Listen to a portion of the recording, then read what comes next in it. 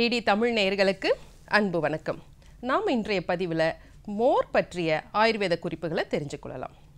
ஆயுர்வேதத்தில் நம்மளுடைய உடம்புக்கு மிகவும் சிறந்தது அப்படின்னா அது மோர் தான். அதற்கு ஒரு சின்ன எடுத்துக்காட்டு கூட சொல்லியிருக்காங்க. தேவலோகத்தில் அமிர்தம் எப்படி தேவர்களுக்கு சிறந்ததோ அதுபோல சரியாக தயாரிக்கப்பட்ட மோர் மனிதர்களால் எடுத்துக்கொள்ளும் பொழுது அவர்களை என்றைக்குமே ஆரோக்கியமாக வைத்துக்கொள்ளும் அப்படிங்கிறது தான் ஆயுர்வேதத்தின் அடிப்படை கருத்து. இந்த மோர் எந்த அளவில் நம்ம தயாரிக்கணும் அப்படின்னா, ஒரு பங்கு பசும்பாலுக்கு தயிராக மாற்றி அந்த ஒரு பங்கு தயிருக்கு ஒரு 4 பங்கு தண்ணீர் விட்டு கடைந்து அந்த வெண்ணெயை எடுத்த பிறகு அந்த மீதமுள்ள மோர் தான் நமக்கு ஒரு சிறந்த மோராகும். இந்த மோர் அப்படின்னாலே நம்ம வெண்ணெய் நீக்கியது தான் நம்ம மோர்னு சொல்கிறோம். அப்போ அதோடைய குணங்கள் என்னன்னு தெரிஞ்சுக்கலாம். மோருக்கு லேசான துவர்ப்பும் ஒரு லேசான புளிப்பும் உள்ள மோர் தான் ஒரு சாலச் சிறந்த மோராகும்.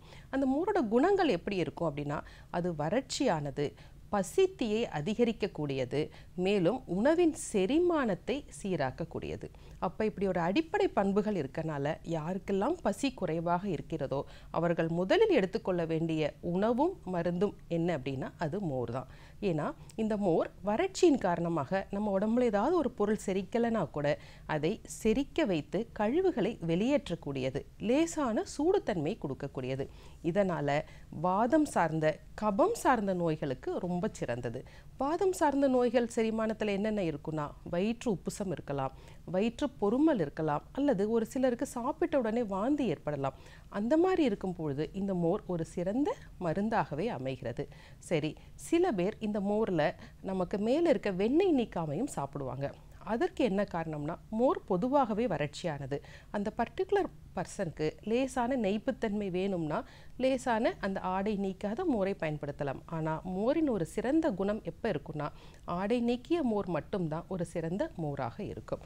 ஆயுர்வேதத்தில் பல இடங்களில் இந்த மோரை மருந்தாக பயன்படுத்துகிறோம்.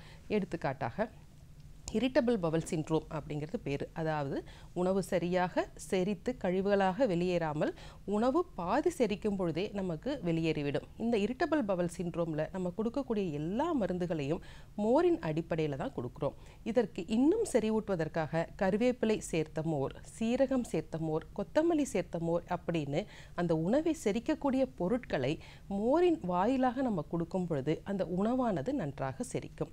சில குழந்தைகளுக்கு பார்த்திங்கன்னா அடிக்கடி வயிற்றுப்போக்கு இருந்துகிட்டே இருக்கும். இதனால் அவங்களுக்கு நம்மளுடைய இன்டெஸ்டைனில் இருக்கிற நம்ம இன்ட்ரின்சிக் ஃபேக்டர் சரியாக வேலை செய்யாதனால எப்பொழுதும் ஒரு இரத்த சோகையோடவே இருப்பாங்க. அப்போ அந்த வயிற்றை செரிமானத்தை நம்ம தூண்டணும், வயிற்றை சரியாக்கணும்னா அவங்களுக்கு ஒரு மோர் ஒரு சிறந்த மருந்தாகும்.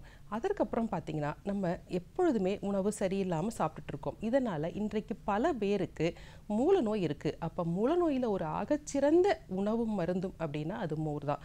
ஆயுர்வேதத்தில் மோரை தக்ரம் அப்படின்னு சொல்லுவோம். இந்த மோரின் அடிப்படையில் நம்ம உருவாக்கிய மருந்துக்கு பேர் தக்ர அரிஷ்டம். இந்த தக்ர அரிஷ்டம் மூல நோய்க்கு ஒரு மிகச்சிறந்த மருந்தாகவும் உணவாகவும் அமைகிறது.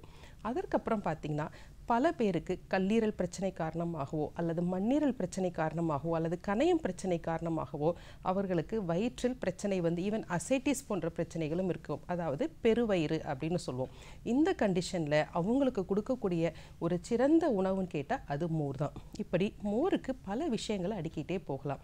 ஆயுர்வேதத்தில் வாதத்தினால் ஏற்படுகின்ற வயிற்று பிரச்சனைகளுக்கு கொடுக்கக்கூடிய அஷ்டசூர்ணம், பாஸ்கர லவணம், மேலும் வைஸ்வானர சூர்ணம் போன்ற பல மருந்துகள் மோரில் தான் நம்ம கலந்து சாப்பிட்றோம். ஏன்னா மோர் தான் உடலில் வறட்சியை உருவாக்கி கழிவுகளை வெளியேற்றும். இதை மோரை நம்ம உள்ளுக்கு சாப்பிட்றது மட்டும் இல்லாமல் வெளி உபயோகத்துக்கும் பயன்படுத்துகிறோம். ஒரு நாள்பட்ட தோல் நோயான சொரியாசிஸ் போன்ற நோய்களில் தக்ர அரிஷ்டம் அப்படின்னு சொல்கிற ஒரு மருத்துவ முறையை நம்ம பயன்படுத்துகிறோம்.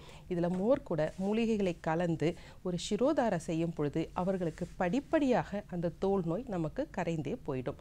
இப்படி மோரை பற்றி நம்ம கூறிக்கொண்டே போகலாம்.